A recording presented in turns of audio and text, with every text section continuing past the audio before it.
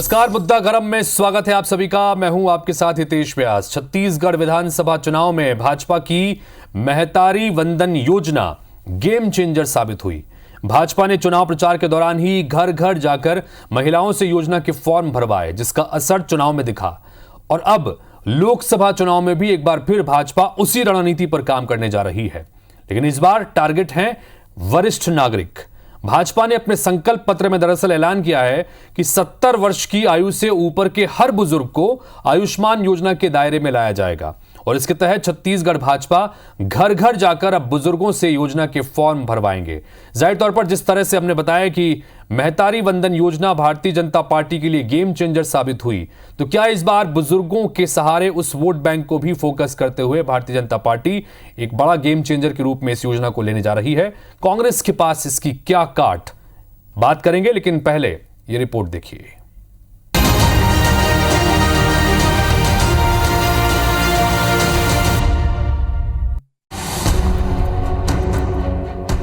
छत्तीसगढ़ भाजपा प्रदेश भर में आयुष्मान योजना के फॉर्म भरवाने जा रही है, जिसमें हर लोकसभा क्षेत्र में बुजुर्गों से योजना का फॉर्म भरवाया जाएगा।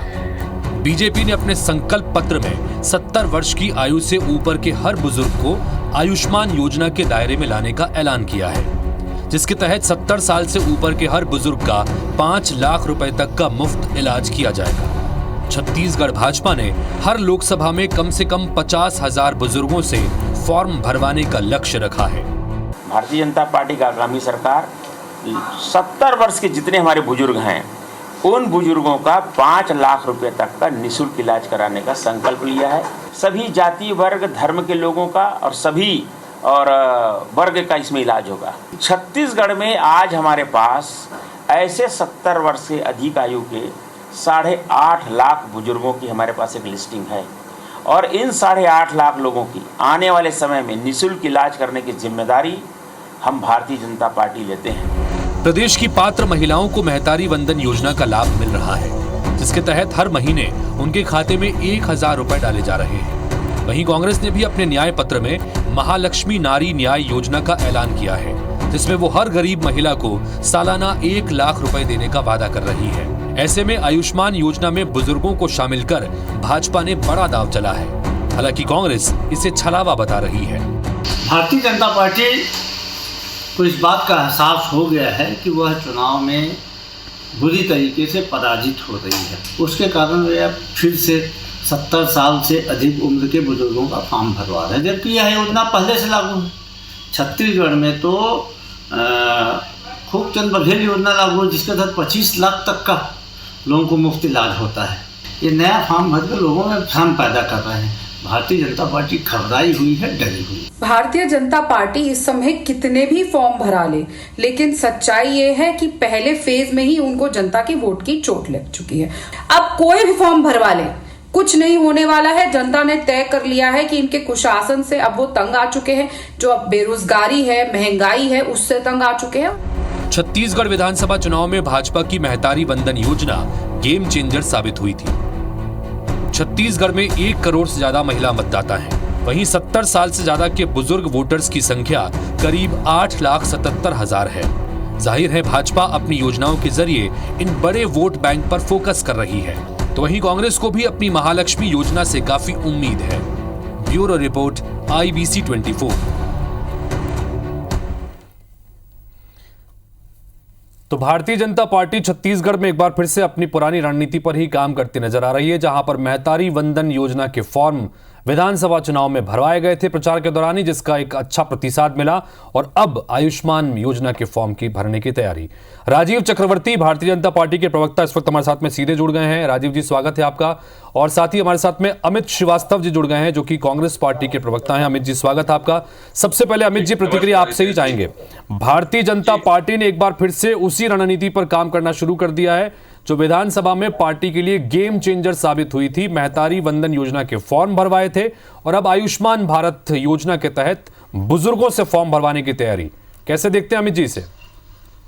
देखिए, जब उन्होंने पिछले बार फॉर्म भरवाया था और कहा था कि हर महीने हम सरकार आते ही पहला फैसला लेंगे हितेश जी, और 4 महीने में अभी 1 महीना ही हमारी मातृ शक्तियों को उन्होंने पैसा दिया है, तो जनता अपने आप को ठगा महसूस कर रही है। और कहते हैं ना कि झूठ, फरेब और धोखा, यही तो है बीजेपी सरकार का लेखा जोखा। और जनता कह रही है कैसे करे भरोसा, तेरे स्वभाव में ही है धोखा। तो लगातार अगर आप देखेंगे तो बीजेपी के लोगों पे अब लोगों का विश्वास उठ गया है। जिस प्रकार से महंगाई बढ़ते जा रही है, जिस प्रकार से ये रोजगार पे बात नहीं करते, और मैंने कहा ना कि अब अटकी भटकी लटकी बीजेपी पूरी तरीके से नए नए हथकंडे अपना रही है, लेकिन मुझे लगता है they have missed the train. अब वो कुछ भी कर लें, क्योंकि अब जनता ने डिसाइड कर लिया है कि इस देश में और इस प्रदेश में, जिस प्रकार से कहते हैं ना कि अब जिस प्रदेश की जनता ने भी डिसाइड कर लिया है, और अच्छे दिनों का वादा जो मोदी जी ने किया था, तो अब जनता भी कह रही है कि अब जनता के अच्छे दिन आने वाले हैं, क्योंकि मोदी जी अब जाने वाले हैं। और राजीव चक्रवर्ती जी बताइए, अमित जी कह रहे हैं कि जनता ने तय कर लिया है कि इस बार बीजेपी की विदाई करनी है, अब आप कितने फॉर्म भरवा लीजिए कोई फर्क नहीं पड़ेगा, वो ये कह रहे हैं। बताइए राजीव जी। देखिए, सबसे पहला जो औषधि की आवश्यकता हो, जो मेडिकल की आवश्यकता होती है, वो वर्ष वही होता है जब इंसान 70वें या 90 में चला जाता है। और उस दर्द को समझते हुए भारतीय जनता पार्टी की, मोदी जी की सरकार ने उसको समझा और चुनाव में बहुत बड़ी घोषणा कर दी कि 5 लाख तक के जो बुजुर्ग है, चाहे किसी भी वर्ग के हो, कांग्रेस की तरह नहीं कि उसमें इफ, बट, किंतु, परंतु, लेकिन और छोटे छोटे कारण बताएंगे, लेकिन हमारे पास कोई योजना नहीं है, हमारे पास कैसे देंगे वो पता नहीं है। हमने स्पष्ट रूप से कह दिया कि हमारे पास बजट है, हम वयोवृद्ध लोगों को, 70 वर्ष लोगों को 5 लाख की देंगे राशि जो चिकित्सा के लिए खर्च हो। देखिए, बजट का बहुत बड़ा हिस्सा होता है जब हमारे परिवार के मुखिया की अगर तबीयत खराब होती है और वो स्वस्थ होकर आ जाए तो बहुत खुशी होती है, ऐसा लगता है कि एक हम विजय प्राप्त कर रहे हैं, हमारा मुखिया स्वस्थ होकर आ गया। लेकिन कांग्रेस पार्टी समझती नहीं हमारी संस्कृति को, तो कांग्रेस पार्टी अब उस योजना को लेकर हंसी उड़ा रही है, धोखा फरेब कह रही है। अरे धोखा और फरेब तो कांग्रेस पार्टी के रग रग में है, इसीलिए हम बार बार कहते थे कि कौन कहता है कि इस आसमान में सुराख नहीं हो सकता, एक तबीयत से पत्थर तो उछालो यारो। और वही थे कि हमारे अटल अडवाणी जी साइकिल लेकर निकलते थे, और आज भारतीय जनता पार्टी की 303 सीटें हैं और कांग्रेस की 55 सीटें हैं। ये 55 से 55 की ओर जा रहे हैं, और हमारी जो हम गारंटी देते हैं, हमारे पास मिशन है कि देश को आगे बढ़ाने के लिए चुनाव जीतना कोई बहुत बड़ी बात नहीं है, और ये चुनाव लोकसभा का चुनाव हम जीत रहे हैं। लेकिन राजीव जी, यहाँ पर सवाल ये कि आपने चूंकि अपने मैनिफेस्टो में, संकल्प पत्र में इसका जिक्र किया है कि जैसे ही सरकार दोबारा बनेगी तो उसके बाद इस आयुष्मान योजना के अंतर्गत 70 साल से ज्यादा के बुजुर्ग जो हैं उनको भी इस दायरे में लाया जाएगा। तो ऐसे में अभी फॉर्म भरवाने की जरूरत क्यों पड़ रही है? सरकार आ जाने दीजिए, योजना में उसको चीजें शामिल हो जाएं, फिर फॉर्म भरवा लीजिएगा। अभी फॉर्म भरवाने के पीछे मकसद क्या राजीव जी? बहुत अच्छा प्रश्न किया आपने। भरने का मतलब होता है अवेयरनेस कैंप। देखिए, कभी कभी क्या होता है कि लोगों को अवेयर किया जाता है, आपके लिए ये बहुत सारी योजनाएं रहती हैं जिसे नागरिक बंधुओं को पता नहीं रहता है। जब हम फॉर्म भरवाते हैं तो उनको संज्ञान में आता है और उससे एक बहुत अच्छा संदेश जाता है।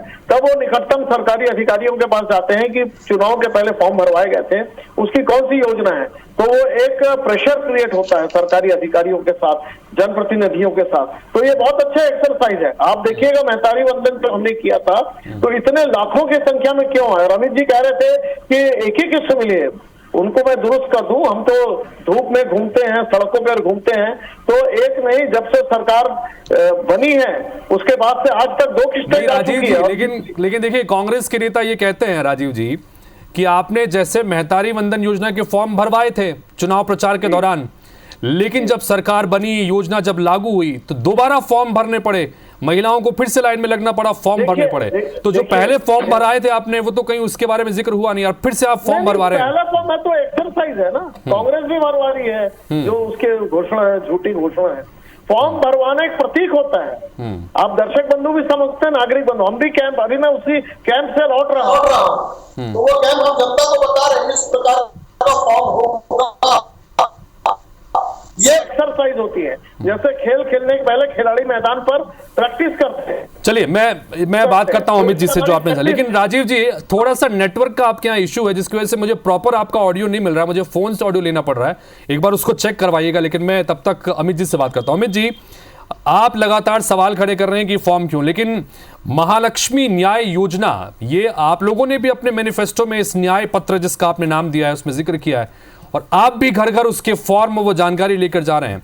तो जब बीजेपी कर रही है तो आपको गलत लगता है? देखिए क्यों गलत लगता है, मैं आपको भी बताता हूं। क्योंकि इनकी नीति नियत साफ नहीं है, इनकी कोई नीति नहीं है। और जिस प्रकार से हितेश जी, जिन्होंने बुजुर्गों का पेंशन बंद करने का काम किया, जिन्होंने जो रेलवे में बुजुर्गों को छूट मिलती थी उसे बंद कर दिया, आज ये बुजुर्गों की चिंता कर रहे हैं क्योंकि अब इनको वोट चाहिए। तो बुजुर्गों की चिंता अगर आप हमेशा करते तो हमें कोई प्रश्न उठाने की दिक्कत ही नहीं होती। लेकिन आप बताइए, जो बुजुर्गों को रेलवे में छूट मिलती थी उसको आपने बंद कर दिया, और उसके बाद उनकी पेंशन को जिस प्रकार से जो उनको मिलती थी, उनका सहारा होता था, कोई अपने बच्चों की शादी करता था, कोई अपना ट्रीटमेंट कराता था, कोई घर बनाता था, आपने उसको तक बंद कर दिया साहब। तो ये तो इनका हाल है। तो इसीलिए तो मैं कहता हूं कि एक दो नहीं, पूरा बदन है छलनी, दर्द बेचारा परेशान है कहां से उठे। अब इस देश की जनता ने ये निर्णय ले लिया है साहब कि ये जो 2024 का जो लोकसभा चुनाव है, ये संविधान और देश को बचाने का चुनाव है। और अब ये कितना भी कह ले, मैंने कहा ना, ये ज्वलंत मुद्दों पे बात नहीं करते, महंगाई पे ये बात नहीं करते, रोजगार पे बात नहीं करते, और जितने भी लेकिन इसको अमित जी दूसरे तरीके से भी देखें। चलिए मैं इसको पॉलिटिकली भी आपसे जानना चाहता हूं, क्योंकि बुजुर्ग जो वोटर्स हैं, ज्यादातर जो पुराने वोटर्स हैं, वो कांग्रेस पार्टी के परंपरागत वोट बैंक माने जाते हैं। ऐसी एक अवधारणा है, क्योंकि कोई तय इसके पीछे वो नहीं है, लेकिन ऐसी अवधारणा है कि जो पुराने लोग हैं वो कांग्रेस पार्टी के साथ हैं। ऐसे में इस वर्ग को साध कर इस तरह की एक बड़ी योजना का लागू करके, क्या आपको नहीं लगता कि एक बड़ा दांव चला है भारतीय जनता पार्टी ने? देखिए, दांव बीजेपी के कोई भी हथकंडे नहीं चलने वाले हैं, क्योंकि आपको बता दूं, इनकी विधानसभा में अभी बने 4 महीने हितेश जी हो गए, और जब से ये सरकार बनी है, यही छत्तीसगढ़ मॉडल पूरे देश में पसंद किया जाता था। लेकिन अब जब से सरकार बनी है, यहाँ का गांव, गरीब, किसान, बुजुर्ग सब परेशान है। उसका रीजन भी मैं बताता हूँ, क्योंकि जिस प्रकार से बिजली कटौती हो रही है, साए बिजली का बिल अब बढ़ गया है, साए गोबर खरीदी बंद हो गई है, साए वर्मी का कंपोस्ट को खरीदी लेना बंद कर दिया है, साए चावल अब 5 किलो ही मिल रहा है, साए राजू मितान क्लब को बंद कर दिया इन्होंने, साए नमक जो खरीदे, नमक देते थे, सरकार को नमक देती थी, उसको इन्होंने बंद कर दिया। 3% से ज्यादा रजिस्ट्री की जो हमने लोगों को राहत देते थे, उसको इन्होंने चालू कर दिया, साए और दारू की कीमत बढ़ा दी, साए। तो ये चलिए राजीव जी, बहुत सारी बातों पर उन्होंने घेरने की कोशिश की है। हालांकि बिजली बिल जो बढ़ गया है, उसको तो जो योजना आपके समय चल रही थी उसको यथावत रखा है, उसमें कोई बदलाव नहीं हुआ है, ये एक बात करते हुए। लेकिन राजीव अपनी बात रखिएगा। राजीव जी, देखिए, जो बात कह रहे थे कि ओल्ड पेंशन योजना बुजुर्गों को, वो हमने बंद नहीं किया, वो विश्व व्यापार संगठन के सिएटल में मसौदा तय हुआ था, और उसमें आदरणीय मनमोहन सिंह जी ने उस मसौदे पर हस्ताक्षर किया था। 70,000 करोड़ उसमें हर वर्ष पेंशन के लिए देने पड़ते हैं। 2004 से वो नियम लागू की गई कि इसके बाद जो भी रिटायरमेंट होगा 2004 के नई नियुक्तियों से, उसे ओल्ड पेंशन स्कीम बंद कर दिया जाएगा। तो ये हमने नहीं लिया था, ये नीतिगत निर्णय संसद के दोनों सदनों से कांग्रेस पार्टी की यूपीए सरकार ने लिया था। अब इसका दोष हमारे ऊपर मढ़ते हैं, और देश की जो अर्थव्यवस्था है उससे भी सहमत है कि जो ओल्ड पेंशन स्कीम थी वो देश के लिए एक बहुत बड़ा आर्थिक बोझ था, और जो नई आर्थिक नीति आ रही है जिसमें हमने भी स्वीकार किया है, उसमें हम देश को आगे बढ़ा कर ले जाएंगे। ऐसी स्थिति नहीं आएगी कि किसी को पेंशन के सहारे रहना पड़े। हर वर्ग के विकास की बात की जा रही है, समेकित विकास की बातें की जा रही है। तो कांग्रेस पार्टी ये झूठ बोलना छोड़ दे कि कुछ भी नहीं हुआ। इस प्रदेश ने देखा है कि शराब का घोटाला, इस प्रदेश ने देखा है कोयले का घोटाला, सिंडिकेट अपराध, और ये सिंडिकेट अपराध जो कांग्रेस के समय होता था उसको समाप्त किया गया है। और जो केंद्र जो लड़ रही है देश को चौथी अर्थव्यवस्था की ओर, वो हम पा रहे हैं। जो मैन्युफैक्चरिंग हब की हम बात कर रहे हैं, जो ठीक है अमित जी अपनी बात रखिएगा।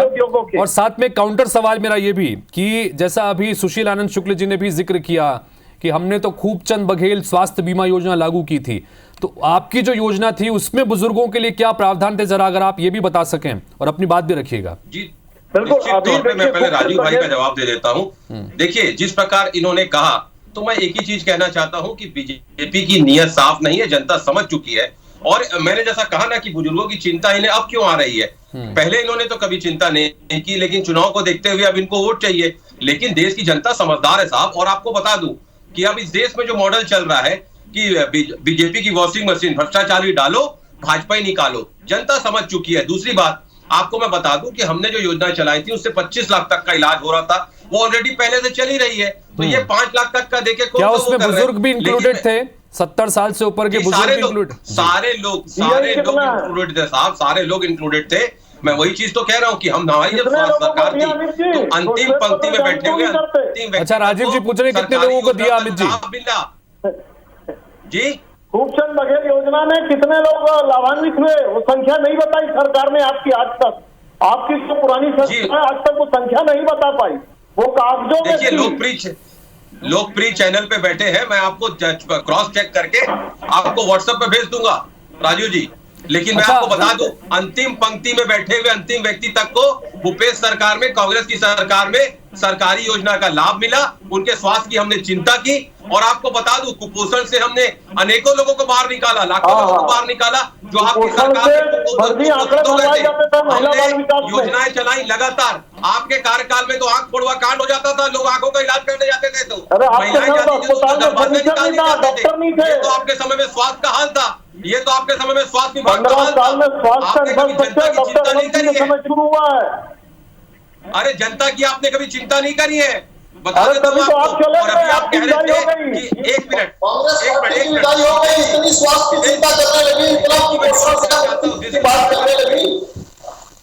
ऐसे में डिबेट नहीं होता। अरे अच्छा ठीक है चलिए राजीव जी चलिए। अच्छा ठीक है, एक सवाल अमित जी, 1 मिनट आता हूं आपके पास। एक सवाल पे राजीव जी से भी पूछ लूं, चूंकि राजीव जी एक अभी इस तरह की खबरें हमने देखी भी हैं, इंडियन मेडिकल एसोसिएशन के भी कई सारे पदाधिकारियों से बात हो रही थी।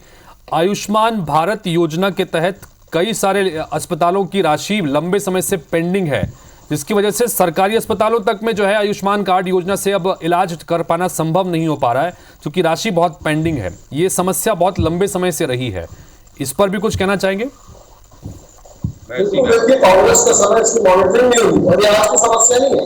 हमको सरकार ने आया गवर्नेंस को शुरू किए 2.5 महीना हो चुका है और 2.5 महीने पहले पिछले सरकार की जो लंबित प्रक्रिया थी उसके बिल धीरे धीरे क्लियर किए जा रहे हैं।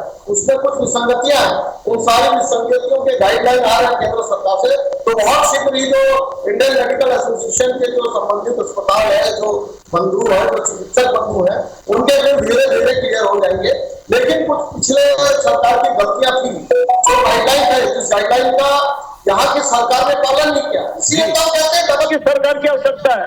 ये सरकार उन रूलिंग्स को, उन गाइडलाइन को, उस प्रोटोकॉल को बताया नहीं आगे चिकित्सक बंधुओं को, और आज हमारे चिकित्सक बंधु बेचारे भुगत रहे हैं। लेकिन आपके लोकप्रिय चैनल के माध्यम से हम स्पष्ट करना चाहते हैं, बहुत जल्दी इसका निराकरण हो जाएगा और जितने पेंडिंग बिल है आयुष्मान के वो क्लियर हो जाएंगे, उन्हें मिल जाएगा। और आने वाले समय में पूर्ववर्ती कांग्रेस सरकार ने नियमों का सही तरीके से पालन नहीं किया, इसलिए आज इस तरह की स्थिति बन रही है। जल्दी स्थितियां बेहतर हो जाएंगी, बताइए अमित जी। देखिए मैंने कहा ना, इनकी ना तो नीति ठीक थी ना इनकी नियत साफ है, इसीलिए जनता इन्हें अब विदाई देने वाली है। और अभी राजू जी कह रहे थे कि देश पे आर्थिक बोझ पड़ता है, इसलिए हमने पेंशन स्कीम को हटा दिया था। हमने आपकी सरकार ने बंद किया था, मनमोहन सिंह की सरकार। मित्रों को माफ करते हैं आप, अपने कॉर्पोरेट मित्रों को माफ करते हैं, लेकिन देश की जनता का पैसा अगर आपको माफ करना पड़ता है तो आपको बड़ी तकलीफ हो जाती है। यही अनिल जी, हमारी सरकार ने बंद नहीं किया था, यूपीए की सरकार ने पेंशन नीति की वो की, ओल्ड पेंशन नीति करते। अरे आपने जितना 16 लाख करोड़ रुपए माफ किया ना, 25 साल तक उससे मनरेगा के लोगों को पैसा जाता, लेकिन अब आप अपने कॉर्पोरेट मित्रों के लिए काम कर रहे हैं। अच्छा चलिए, मैं अब क्लोजिंग की तरफ बढ़ रहा हूं धीरे धीरे। तो मैं अमित जी जानना चाहूंगा आपसे कि भारतीय जनता पार्टी ने तो एक बड़ा दाव चल दिया, अब वो ये कह रहे हैं कि हम इस योजना में 70 साल से ऊपर के बुजुर्गों को भी शामिल करेंगे, और बुजुर्ग खुश हैं क्योंकि हमने कई जगह फील्ड में हमारे रिपोर्टर्स के जरिए बुजुर्गों से भी बातचीत की, वो युग अभी खुश हैं कि चलिए कम से कम उनके बारे में किसी ने सोचा तो सही। अब कांग्रेस पार्टी की तरफ से अब भारतीय जनता पार्टी घर घर जाएगी, फॉर्म भराएगी, सबसे बात होगी, 50,000 के करीब हर लोकसभा में फॉर्म भरने का टारगेट रखा गया है। इसकी काट के रूप में या इस चुनौती को किस तरह से आप लोग काउंटर करेंगे अमित जी? देखिए हितेश जी, बड़ी जिम्मेदारी के साथ आपको मैं बता दूं कि ये देश का जो चुनाव होने वाला है, ये संविधान को बचाने वाला चुनाव है, लोकतंत्र को बचाने वाला चुनाव है। चाहे युवा हो, महिला हो, सब आतुर है। 4 जून का लोग इंतजार कर रहे हैं कि इस महापर्व में जो संकनाद हो चुका है पहले फेज के बाद, कैसे इस सरकार की विदाई करे जिन्होंने देश की जनता को परेशान करके रखा है। और मैं आपको बता दूं कि जैसा मैंने कहा कि लोग आजकल महंगाई से परेशान है, सारी चीजें जो आपने प्रश्न पूछा हमने अपने मैनिफेस्टो में लाया है। 48 पेज का 10 न्याय और 25 चीजों की हमने गारंटी दी है। और आपको मैं बता दूं, ये चुनाव होगा 65 साल बनाम 10 वर्षों का, जैसे मैं एक एग्जांपल आपको देना चाहता हूँ, 65 संक्षेप में साल में दीजिएगा पेट्रोल लेकिन। का रेट 70 रुपए हुआ और इनके 10 साल में 35 रुपए बढ़ गया। उसी प्रकार से आप देखिए कि जिस प्रकार से मैं आपको बताना चाहता हूँ स्टील की कीमत 65 साल में अरे नहीं, लेकिन अमित जी ठीक है, अमित जी आज विषय वो नहीं, आज विषय हम लोग आयुष्मान नहीं, मैं योजना बता रहा हूं आपको, और खासतौर पर कि सारे बुजुर्गों के देखिए, ऊपर जिस तरह से इसकी फोकस कार्ड चल रहा है उस पर बात कर रहे हैं। जी राजीव जी अपनी बात रखिएगा, यही सवाल आपसे भी कि क्या इसे एक बड़ी गेम चेंजर योजना के रूप में आप देख रहे हैं, जिस तरह से मेहतारी का फायदा मिला उसी तरह से? देखिए, ये गेम चेंजर निश्चित रूप से हम चुनाव को जीत रहे हैं, लेकिन किसी के दर्द को समझते हुए, चुनाव जीतने के लिए नहीं, जो जो देश की आवश्यकता जब जब होगी, आज देश की आवश्यकता है मैन्युफैक्चरिंग हब बनने की, चीन को पछाड़ने की, हम मैन्युफैक्चरिंग हब की ओर जा रहे हैं। आज आवश्यकता है कि मेडिकल कॉलेज ज्यादा से ज्यादा खोलने की, ज्यादा से ज्यादा एम्स बनाने की, तो मोदी जी की सरकार ज्यादा से ज्यादा एम्स बना रही है, ज्यादा से ज्यादा चिकित्सा का आधुनिकीकरण कर रही है। आज आवश्यकता की बुजुर्गों को फ्री में चिकित्सा व्यवस्था दी जाए, तो हम उस ओर आगे बढ़ रहे हैं। जब जब जनता की जो जो आवश्यकता होगी, हम उस आवश्यकताओं को पूरा करेंगे। उसके लिए कितनी भी खर्च करनी पड़े, और देश को एक नई दिशा की ओर, नवाचार की ओर, नव भारत की ओर अगर कोई ले जा रही है तो मोदी जी की सरकार ले जा रही है। ठीक है, तो कुल मिलाकर जैसे अगर हम वोटर्स की संख्या के आधार पर भी समझें तो छत्तीसगढ़ में कुल वोटर्स में से करीब करीब 1.5 करोड़ के आसपास जो है वो महिला वोटर्स की संख्या है, और करीब करीब 9 लाख के आसपास, 9.25 लाख के आसपास 70 साल से ऊपर के बुजुर्ग वोटर्स की संख्या है। जाहिर सी बात है ये बड़ा वोट बैंक है, और इसी पर फोकस करते हुए भारतीय जनता पार्टी ने अपनी योजनाओं को लाया। तो वहीं कांग्रेस पार्टी अपनी महालक्ष्मी न्याय योजना को लेकर भी आशान्वित है, और ये कहती है कि जनता सब चीजें देख रही है और जनता अपना फैसला सुनाएगी। तो जनता पर ही छोड़ते हैं। फिलहाल आप दोनों का बहुत बहुत शुक्रिया इस चर्चा में शामिल होने के लिए, अपनी बात रखने के लिए। तो इसी के साथ फिलहाल इस बुलेटिन में इतना ही, लेकिन खबरें और अपडेट्स का सिलसिला आगे भी लगातार जारी रहेगा IBC 24 पर। नमस्कार।